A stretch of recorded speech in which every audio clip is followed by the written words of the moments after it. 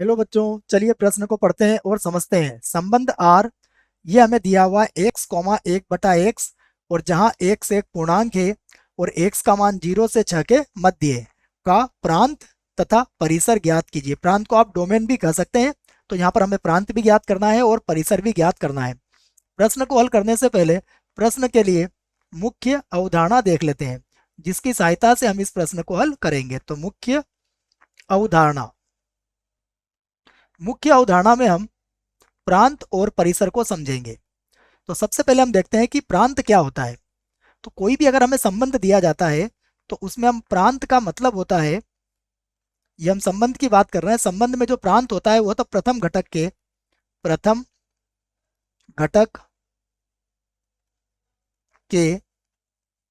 संभावित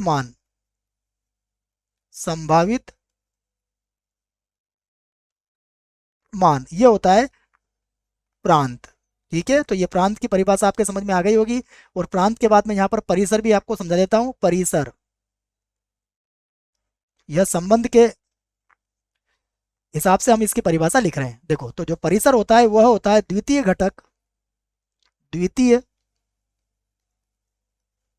घटक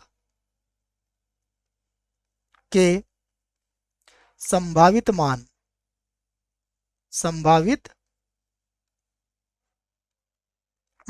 तो ये मैंने दोनों ही बातें आपको लिखवा दी हैं, प्रांत के लिए भी और परिसर के लिए भी। अब देखिए, जो प्रश्न दिया है उस प्रश्न को हम लिखते हैं, फिर हमें और अच्छे से समझ में आ जाएगा। देखिए, हमें एक संबंध दिया हुआ है आर, और संबंध आर किस प्रकार परिभाषित है।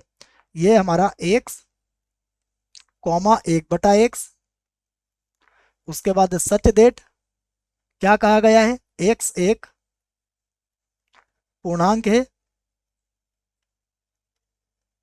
एक्स एक पूर्णांक है, और उसके आगे कहा गया है कि यह 0 से बड़ा है और यह 6 से छोटा है। तो ये हमें आर दिया गया है। अब जब हम इसका प्रांत लिखेंगे तो देखो, इसका प्रथम घटक क्या है हमारे पास, एक्स के बराबर है, अर्थात एक्स के जो मान होंगे वही हमारे प्रथम घटक के मान होंगे। तो हम यहाँ से इसका प्रांत लिख सकते हैं। देखो, तो हम इसका प्रांत लिख लेते हैं सर्वप्रथम। प्रांत, तो प्रांत में देखिए एक्स के कौन कौन से मान संभावित है।